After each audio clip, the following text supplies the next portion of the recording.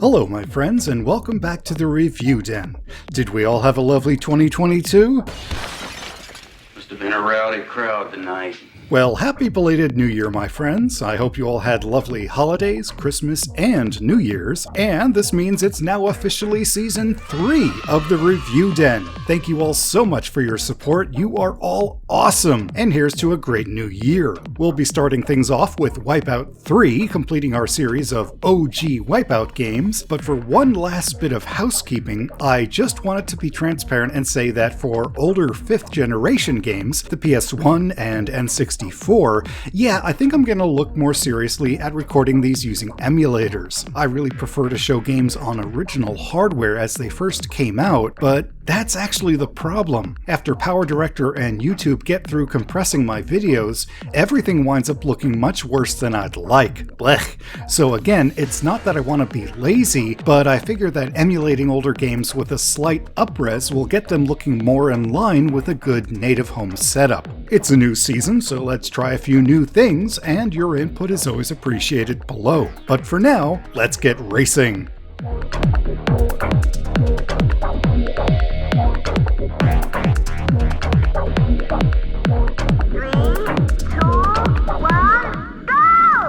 Wipeout 3 was the perfect way to finish the original series era. It dropped in 1999 at what I would consider the zenith of the trusty PlayStation's life. By 2000, big-name developers would be working on projects for the PlayStation 2, and budgetware would soon flood the system thanks to cheaper licensing. But right here, around 1998 and 99, we would see the very best that Sony had to offer, including this outing from Psygnosis. Sony would soon fully absorb Psygnosis, replacing their sales and PR personnel and rebranding them as Studio Liverpool, meaning this is also one of the last projects under the older, more original team.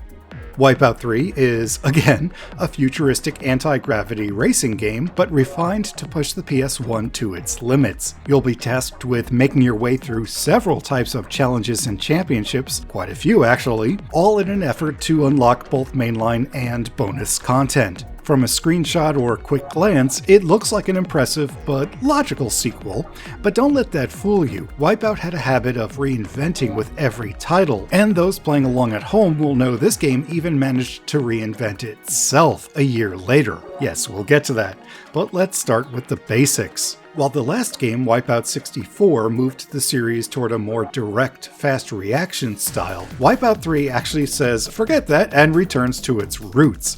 There's more weight and momentum to the handling, so you'll again need to plan your turns in advance. It's more on par with 2097, but the key is walls and barriers are much less forgiving. There's almost no leeway for side scrapes here. If you touch the wall, you'll crash and lose speed. Simple as. Thankfully, the physics are very predictable, you won't bounce around crazily, and the new DualShock support gives you refined controls and feedback. You can thread your way through subtle turns and adjustments, while the rumble motors alert you when you're at the edge of a track. It's tough, and the AI will abide no mistakes on the player's part, but the good news is this is actually addressed in the special edition. Yes, 1 year after the original release, Europe received a special edition of Wipeout 3 that didn't just add some great new content and quality of life updates, it reworked the physics, difficulty, and fixed some lingering bugs. In Wipeout 3 SE, handling is a bit smoother across the board, while soft scrapes and collisions are more forgiving. Many have described the new handling as a bit more floaty,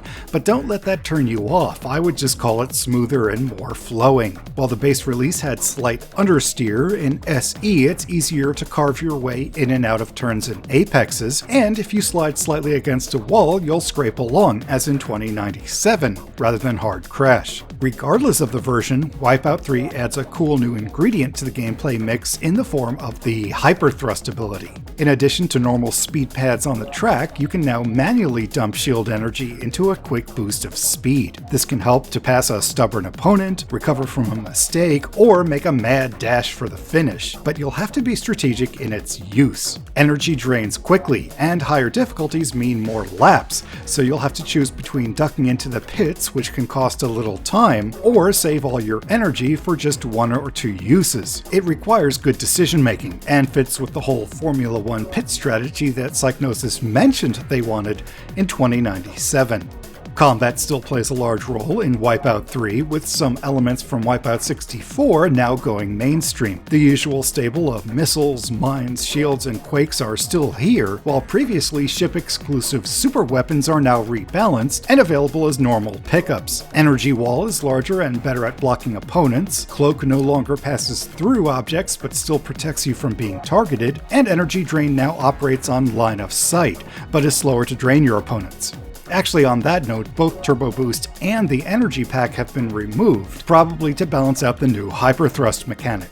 The Gatling Gun and Charge Shot didn't make the cut, but the one-shot kill plasma returns and is surprisingly easy to aim now, so you can still get those contender eliminateds if you're lucky enough to pick one up. Finally, the normal shield is joined by the Reflector, which returns incoming shots to sender, which is always fun. The weapons are effective and satisfying enough to use, but overall this power-up roster is much more defensive and technical here. So if you enjoyed blowing away opponents rapid-fire in Wipeout 64, you might be a bit disappointed. This also translates into the weapon challenges. The campaign includes a gallery of discipline-specific challenge races including elimination battles, but without the super weapons and with an added emphasis on defensive posture, these aren't quite as fun. The good news though is that the rest of Wipeout 3's campaign is awesome. Psygnosis didn't just expand the campaign over previous games, they exploded it. You have a full roster of tournaments, individual challenges, time trials with recordable ghosts,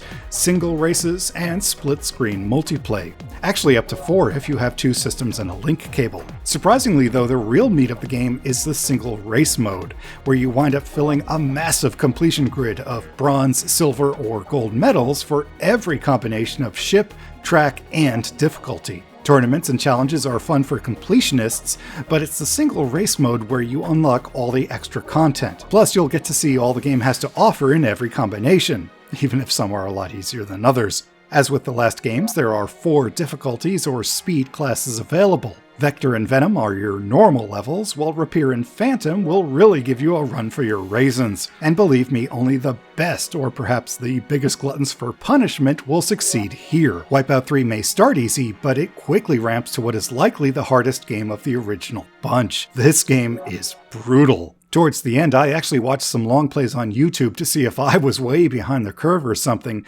but no, even the pros smash into the walls, so I don't feel quite so bad for pinballing. One of the perks of using an emulator is you can run European games at 60 Hz or 30 frames per second, but these top levels were so fast, I'm not ashamed to say I dropped the game speed back down to PAL 50 a few times to give me a fighting chance. But don't let that turn you off, because what's cool here is that most of the content is unlocked on a per difficulty basis, meaning you'll be able to experience most of the tracks and ships even if you can't manage the highest levels. Now you'll definitely have the bragging rights if you can master everything on Phantom, but aside from a short clip of Curly dancing around and the last few prototype tracks, it's all there even for entry-level players. If all you can manage is Vector class, in my opinion, it's still worth playing just to see how impressive the game is. And speaking of what content the game has to offer, let's move on to the good stuff. The base game, the 1999 release, includes 8 racecraft, 3 of which are from new manufacturers, and 12 new tracks. Assegai joins Faisar for the awesome handlers, the closest you'll get to Mercy at tough speed levels. Goteki 45 joins Oricom for the durable, dependable all-rounders. Piranha goes mainstream along with AG Systems for the pro-level all-rounders, faster but fragile, and Ikaros joins Kyrex for all-out speed. Just watch for the corners.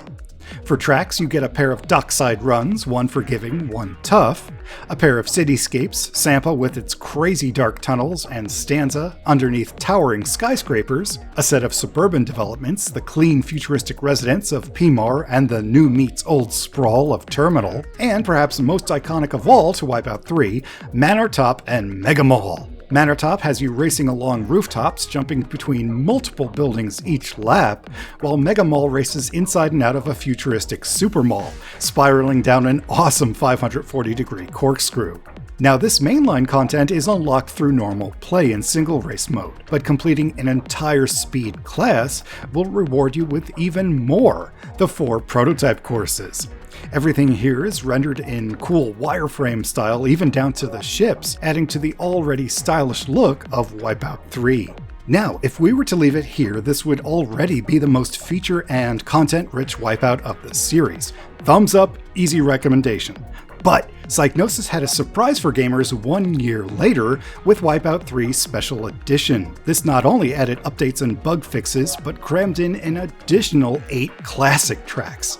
3 from the original Wipeout and 5 from 2097. And while they could have done just a quick copy and paste job and called it a day, each track is redrawn and updated to the style of Wipeout 3. Rough spots are filled in with extra polys, and pit lanes are added into any tracks that needed them. These are all raceable in their own classic league in single-player modes, and an additional 2 high-speed oval tracks are added in from the Japanese release, along with a custom ship to race them with. It's the high-speed oval class, just like Ridge Racer. All total, you'll have 8 craft plus the high-speed prototype, though if you want to be really technical, there is a cheat code to replace all the ships with the team's rescue tenders.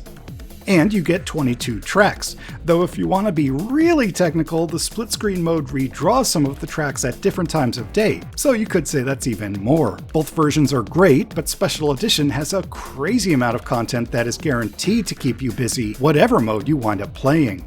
And lastly, but certainly not least, we come to the presentation. Wipeout 3 is a great looking game, and it represents a point where developers had just about mastered the PlayStation hardware and were now looping around to add style rather than just trying to overcome limitations or bottlenecks. Designers Republic was brought back into the fold, and they helped set the clean but advanced look and tone of the game's design. Rather than outlandish environments or dystopian themes, Wipeout 3 was built to give the impression of a more believable future, based in and around the fictional Megacity, not Megacity 1. Graphics are sharp with little warping or pop-in, giving the game a refined look, yet it doesn't look barren. There are plenty of background details such as running trains, mega screens, cherry blossoms, detailed transparencies, lighting, and environmental effects to fill the screen. It even has a freaking cockpit view, which looks awesome, although it's a bit hard to race from. It's a brighter, more pastel future in Wipeout 3, bridging the gap between the more overtly sci-fi early games and the glass tracks and urban clutter of later on. Wipeout 3 is one of the few games to run in the PlayStation's high-res mode and support widescreen. This is not a widescreen hack in the emulator, this is right out of the box. Again, super impressive. And for music, Psygnosis wasn't just inspired by underground techno, this time they collaborated with it. Earlier games relied mostly on in-house composers with only a few licensed tracks thrown in, but for Wipeout 3, the developers hired British DJ Sasha as their official music director. He contracted several tracks from Chemical Brothers, Underground, Orbital, and others, while adding plenty of his own work to the mix, and the result is phenomenal. I know, it's subjective, but this is so my favorite soundtrack of the bunch. The music doesn't just keep the pulse of the game going, it's a great representation of the entire genre. Psygnosis organized a promotional tour for Sasha and the Wipeout soundtrack, so you know they were proud of it as well. Maybe I should make my own OG Wipeout mix. Sadly enough though, for all the great results and promotion, Wipeout 3 kinda flopped. I know, sort of a hard sudden stop, but it's true. The game never lit the sales charts on fire. Maybe it was a year too late, or genre saturation made people apathetic, or maybe it was just bad luck. Sometimes there's that rare set of circumstances where the public just isn't looking when you pull back the curtain on your latest and greatest. And despite this, they went ahead and made it even better with Special Edition. It shows the kind of dedication the Liverpool studio was known for, and thankfully that quality would be seen and appreciated in several more Wipeout games before the studio's closure. Whatever its reception at the time though, Wipeout 3 is an amazing game and, in my humble opinion, the best of the OG generation.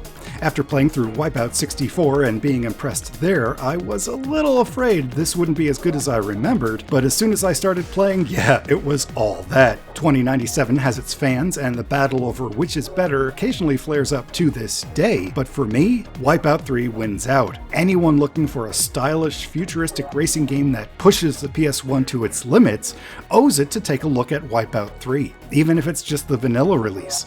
True fans should really try the special edition though. PAL region distribution is an unfortunate hurdle, but the extra content is well worth the effort. It stands up there with Gran Turismo and Ridge Racer 4, and even if it was overlooked at the time, modern accessibility makes now more than ever a great time to check out this classic. Thank you all so much for watching. I appreciate each and every one of you, and if you'd like to help a small channel grow, would you be my next subscriber? I'll be back next time with another review, and no matter what, be sure to keep going, because you are worth it.